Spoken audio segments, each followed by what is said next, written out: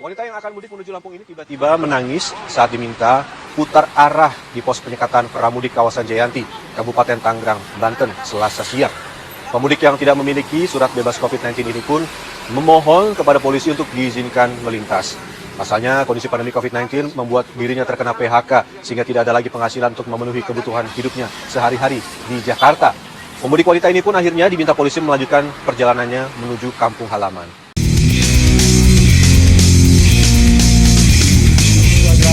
Ketemu lagi kita di channel yang perlu imajinasi gratis, nggak bayar. Subscribe. Assalamualaikum warahmatullahi wabarakatuh. Senang jumpa lagi dengan Sobat Kicau Jelata. Apa kabar? Mudah-mudahan Anda semua tetap dalam keadaan sehat dan tentu saja harus bersemangat. Masih dalam suasana Lebaran H+5, tentu kita semua patut bersyukur bahwa selama prosesi Lebaran tidak ada insiden yang besar atau insiden yang membuat kita terenyuh. Lebaran berjalan sesuai dengan apa yang kita harapkan, aman, tertib. Meski sebenarnya pemerintah menghimbau, melarang untuk kita atau warga melaksanakan Lebaran di kampung halaman dengan alasan yang tentu saja sangat masuk di akal, bahwa pandemi belum berakhir di negeri ini, dan di belahan dunia lain karena kurangnya kepatuhan atau mulai runtuhnya kedisiplinan, terjadi lonjakan-lonjakan yang luar biasa, sehingga pelarangan yang dilakukan oleh pemerintah tentu untuk kebaikan kita bersama. Tetapi di sana-sini kita melihat bahwa masih banyak dari saudara-saudara kita ngotot atau bersikeras, bersikukuh untuk tetap merayakan di kampung halaman. Tentu ini juga bisa kita pahami bahwa Lebaran sudah menjadi bagian dari suatu prosesi yang mau tidak mau melekat dalam diri kita. Dan prosesi tersebut adalah prosesi mudik pulang kampung, berjumpa dengan orang tua, sanak keluarga, teman-teman. Dan tidak hanya teman-teman yang tetap stay di kampung, tetapi teman-teman lain yang merantau di belahan manapun di dunia ini akan juga pulang kampung. Jadi Lebaran itu adalah suatu ritual sosial untuk melepas kangen, melepas rindu, menghilangkan kepenatan hidup karena didera oleh kesibukan sehari-hari. Jadi katarsis atau katakanlah kanal-kanal untuk melepaskan beban-beban psikologi rutin kita lakukan dalam prosesi Lebaran. Jadi kita pahami apa yang menjadi kewajiban pemerintah untuk melindungi, memprotek warganya dari kemungkinan-kemungkinan terjadinya lonjakan kasus COVID-19 yang pada ujungnya akan merugikan kita semua. Dan kita juga sangat memahami kenapa sebagian besar dari saudara kita masih berkeinginan, berkehendak untuk merayakannya di kampung. Tidak lain dan tidak bukan adalah semata-mata untuk mengkanalkan tekanan-tekanan psikologis yang selama pandemi ini tentu makin menekan, makin membuat keteduhan batin, kenyamanan batin agak sedikit terganggu atau banyak terganggu. Karena kita baca di awal-awal pandemi itu di beberapa daerah terjadi banyak perceraian, artinya banyak konflik di rumah tangga, dan konflik tersebut tentu diakibatkan oleh tekanan-tekanan batin yang melampaui ambang sehingga masing-masing pihak tidak bisa mengendalikan diri. Sobat Jelata yang berbahagia, kita juga melihat terjadi beberapa insiden adanya ledakan-ledakan kemarahan dari saudara-saudara kita terhadap aparat negara keamanan, baik itu berupa makian, cacian, atau bahkan aksi-aksi heroik menerobos hambatan-hambatan yang dilakukan oleh para aparat keamanan kita. Dan alhamdulillah aparat keamanan kita mampu mengendalikan diri, meskipun barangkali atau mungkin saja tekanan psikologis yang mereka hadapi jauh melampaui apa yang kita alami. Mereka tidak bisa berlebaran dengan anak istri dan keluarganya karena mereka ada di jalanan untuk memprotek kita, dan mereka juga menjadi bagian dari korban pandemi yang tentu sedikit banyak tekanan psikologis juga ada di dada mereka.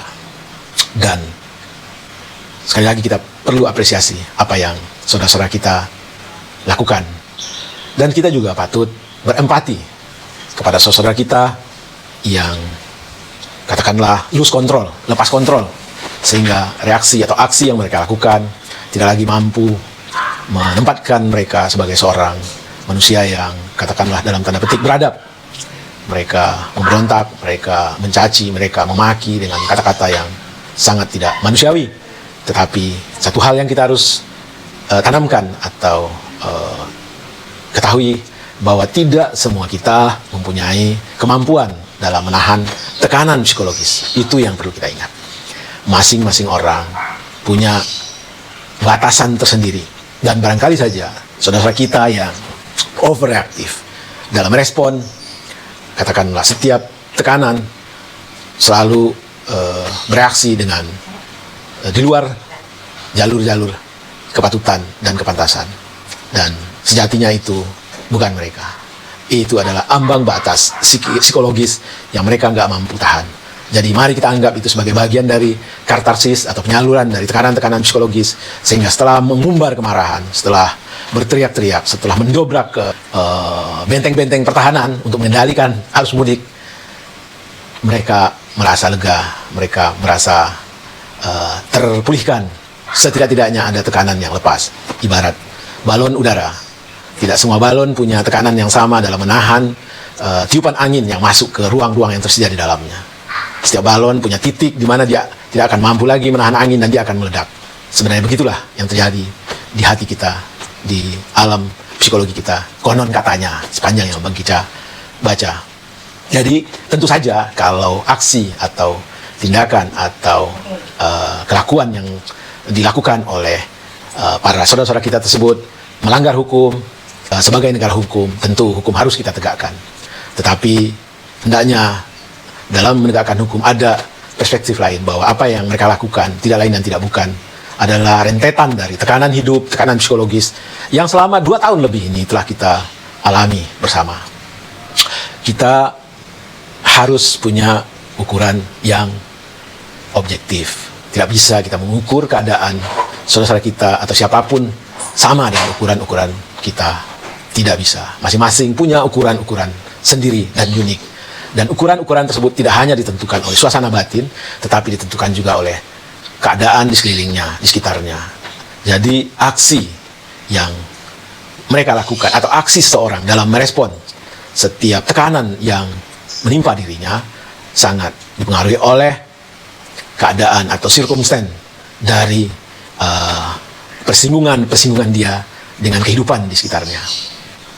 Semakin kencangnya tekanan hidup selama masa pandemi ini, dapat juga kita lihat ekspresinya dari berjibunnya atau ramenya saudara-saudara kita mendatangi pusat-pusat rekreasi.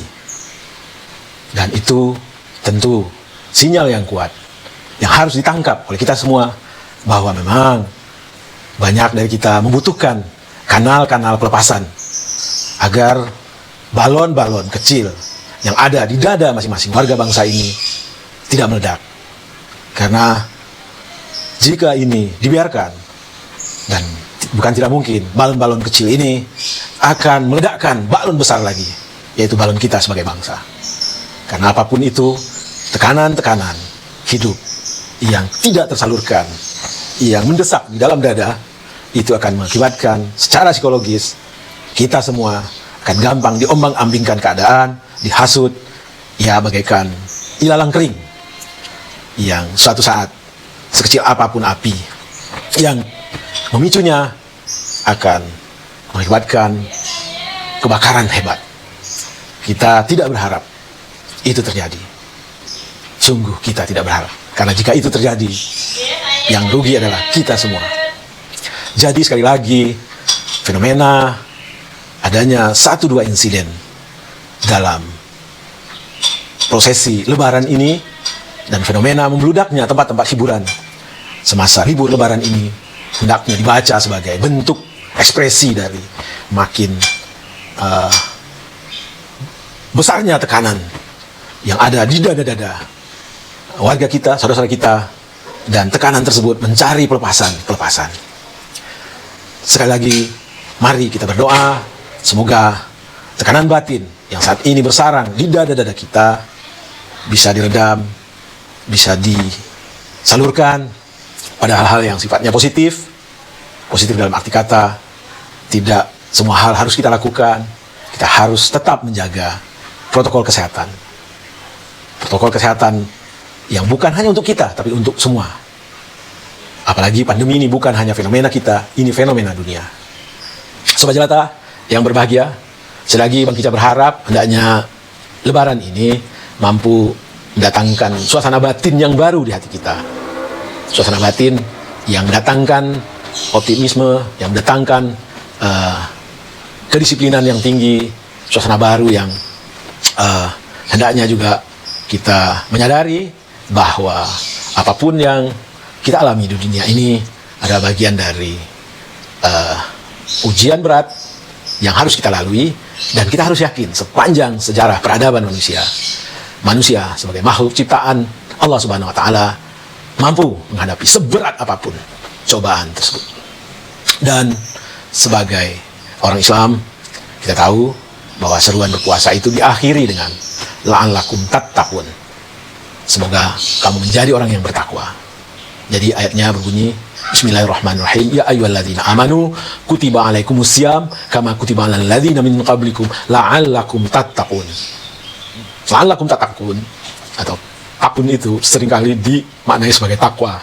Dan takwa, kalau kita dengar penjelasan, keterangan dari para guru-guru kita, sering sekali mereka menafsirkan sebagai takut kepada Allah.